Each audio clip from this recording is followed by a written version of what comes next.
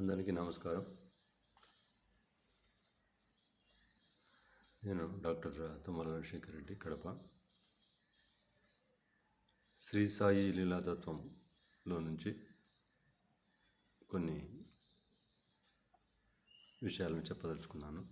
మొట్టమొదటిగా ఆటవెల్ది పద్యం, నేను రాసిన ఆటవెల్ది పద్యం మకుటం వచ్చేసి దైవదూతనోయి దత్తసాయి అనే పేరుతో కొన్ని పద్యాలు రచించాను. అందులో భాగంగా మొట్టమొదట శ్రీ గణేష పూజ శ్రీకరం శుభకరం భక్తి వల్ల కలుగు పాపనాశం విద్య వల్ల వచ్చు విజయము గణనాథ దైవదూతనోయి దత్తసాయి. నా రెండవ పద్యం తెలుగు భాష ఔన్నత్యాన్ని గురించి చెప్పే పద్యం ఇది. దేశ భాషలందు తెలుగు లెస్స ఇచట, అమ్మ నాన్న ఎంత కమ్మనైన మాట, పాపజోల పాట తీయగ అంత, చందనాల తెలుగు వందనాలు. ఇక నేను కడప జిల్లా వాసిని కాబట్టి కడప జిల్లా ఔన్నత్యం గురించి ఒక చిన్న పద్యము. కడప గడపయందు కోదండ రాముండు, పుష్పగిరిలో మునక పుణ్యప్రాప్తి, గర్వపడుదు కడప గండి కోట చూచి దైవదూతనోయి దత్తసాయి.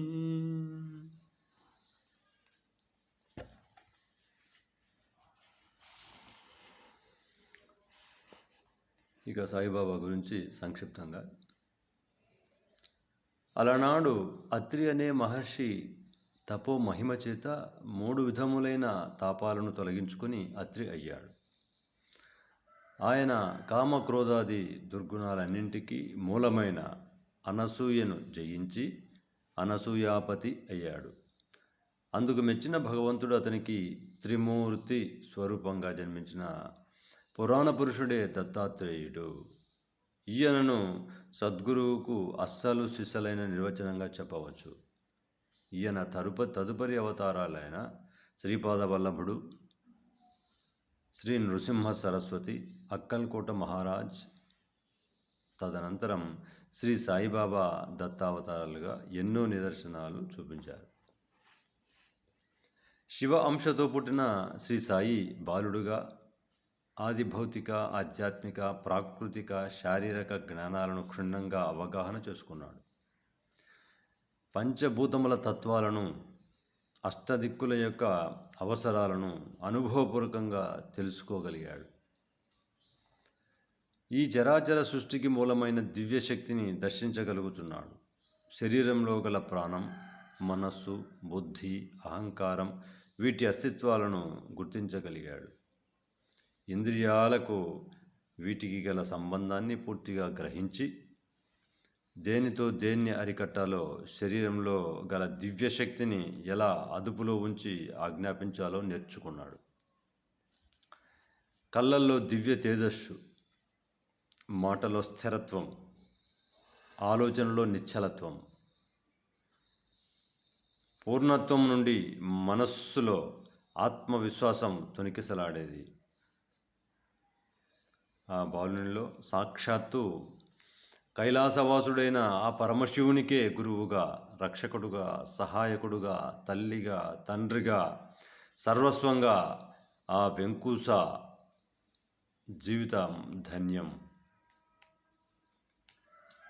ఇక్కడ ఒక చిన్న కవిత, మొదటి అధ్యాయంగా శ్రీ సాయి లీలాతత్వంలో నుంచి మొదటి కవిత. జయ జయ సాయి జపమాలధారి, ఆసనం వేసి ఆకలి దప్పులను మరచి,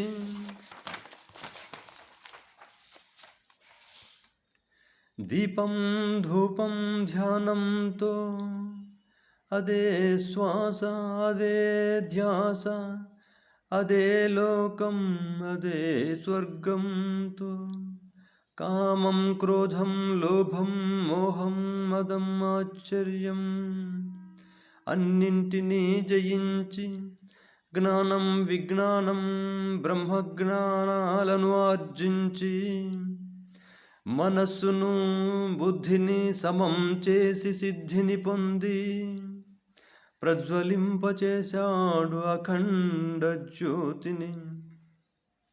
అదే దీపం అదే జ్ఞానం అదే సత్యం అదే నిత్యం. అది నక్షత్రం అది నిజం, అవును అంటే అది అగ్ని, కాదు కూడదు అంటే అది శతగ్ని. సమాప్తం. సర్వే జన సుఖినో భవంతు. భారత్ మాతా కీ జై.